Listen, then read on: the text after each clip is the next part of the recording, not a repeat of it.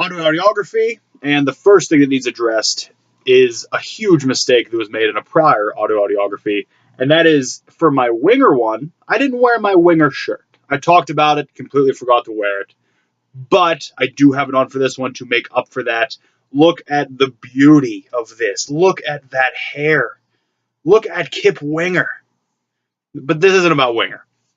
This is about another album that is important to me, and one that I think anybody could have seen coming for this. It is Blink-182's Enema of the State. And I don't think I realized how young I was when this came out and how young I was when I was listening to this.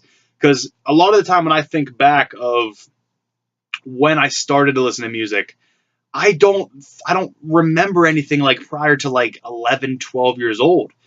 This album came out when I was 9. And to me, I think of a 9-year-old now. I would not want a 9-year-old that I didn't know, just 9-year-olds in general, listening to Enema of the State. I and my friends loved this album.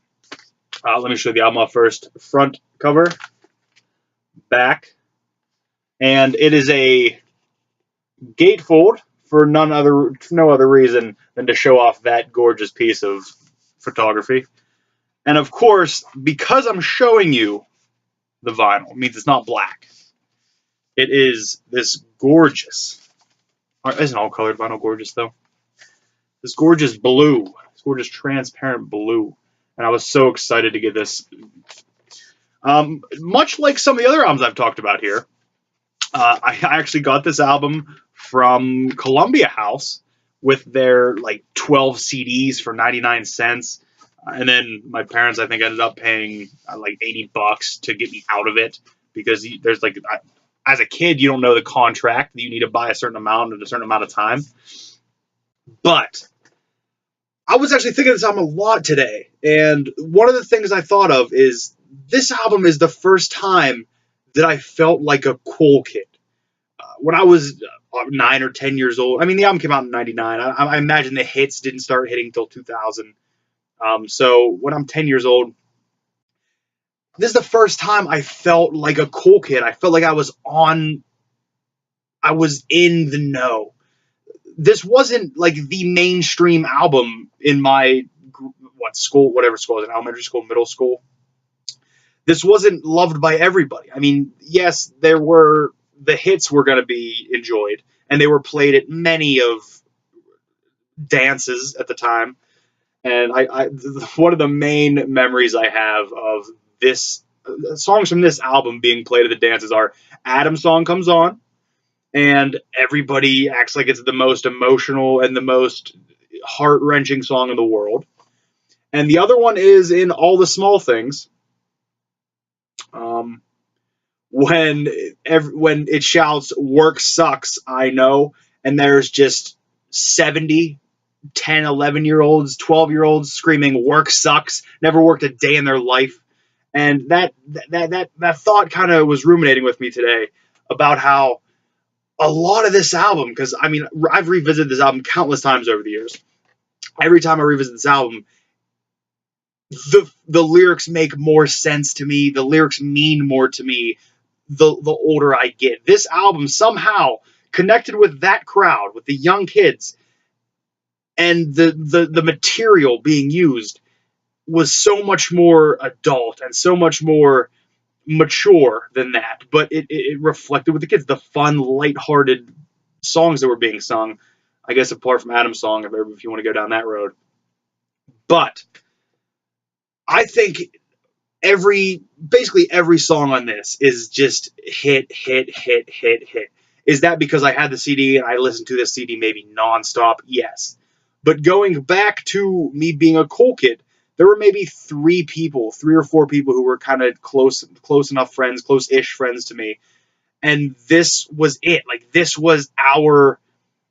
I don't want to compare it to anything because that would seem wrong, and I'm not trying to compare genres or anything, but I kind of compare it to how Appetite for Destruction was for some people, And when that album was like that was it. That was the album for them. That connected them. That connected them to music. That connected them to everything. That's kind of what this album did to me and my friends. This was it. Blink-182 was it. Like, they were the band that, like, that was it. If you asked me 9, 10, 11, 12, probably not 13, who's your favorite band of Blink-182? Hands down. No question. And this album played so much into that, because yes, it was more poppy than their past adventures.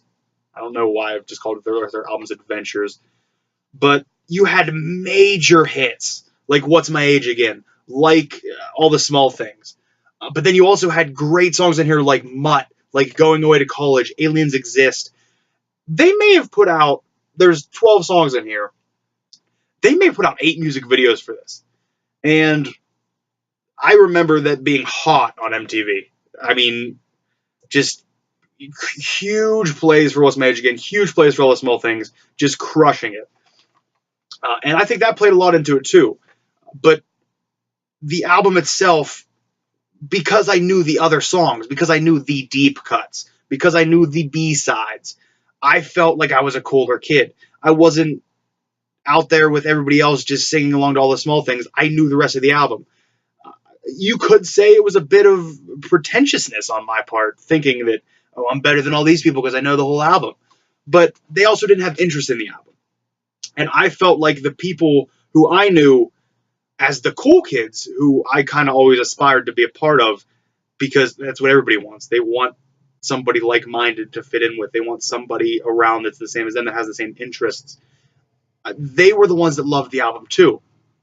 Connected with them over the album, connected with them in other ways. But it was the first time in my life I wasn't just wearing matching sweatpants and a sweater and being this loser who got picked on. I thought I was a cool kid. I felt like I was on top of it. I felt like a person.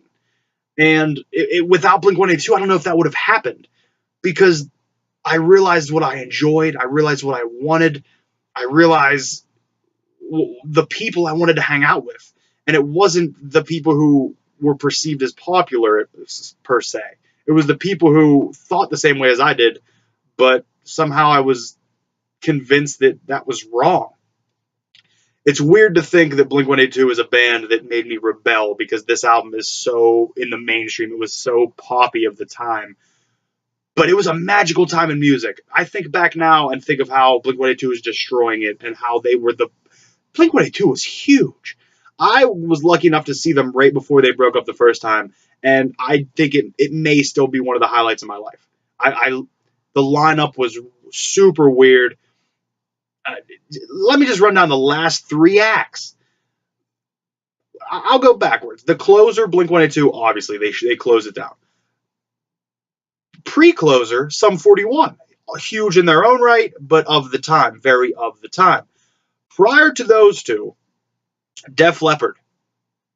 Def Leppard, they didn't open because it was like a festival, but it was strange. It went from Def Leppard, Sum 41, Blink-182. Very big difference there. But I absolutely loved seeing Blink-182. It was honestly, I rarely have ever used the term, but it was a dream come true. My whole life, just a lot of my life, revolved around this album, revolved around the things being said in it. And like I said, the later I get, the older I get, the more these lyrics mean something. And it's crazy that they captured kind of the angst of youth, but forced in kind of this matureness behind the happy-go-lucky songs. This album is still super, super solid. This album still will bring up nostalgia in me, as well as I find something new in a song all the time. I'll hear a lyric and say, I don't remember that lyric at all. But I can actually say Mark, Tom, and Travis are 3 people who, through Blink-182, as well as their other projects that they've done, except for Angels and Airwaves, not a fan, had to put that out there, they've kind of been there. Even though Blink-182 took such a long break, and I'm not going to get into the new album, people seem to get pretty fired up about it. I have a different opinion than a lot of those people. But I love Blink-182. They will always have a soft spot in my heart. This album will. I still need to get Take Off Your Pants and Jacket. I think Take Off Your Pants and Jacket is a damn near perfect album. And I'll talk about that once I get it. But Enema of the State is the band that opened me up to them. Enema of the State is the band that made me feel like a cool kid for the first time. And I never wanted that feeling to go away.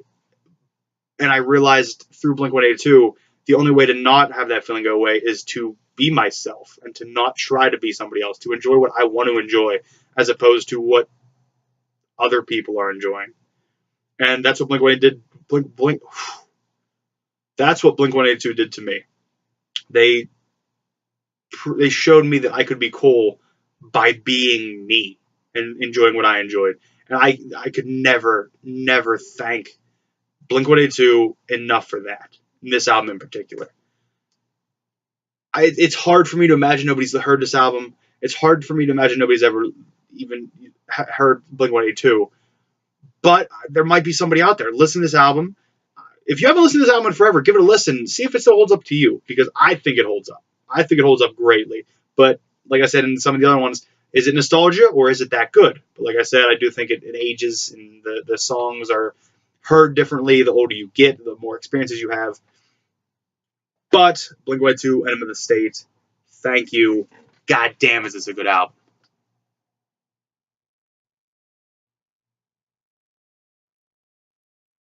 Kind of wish I had a rubber glove on.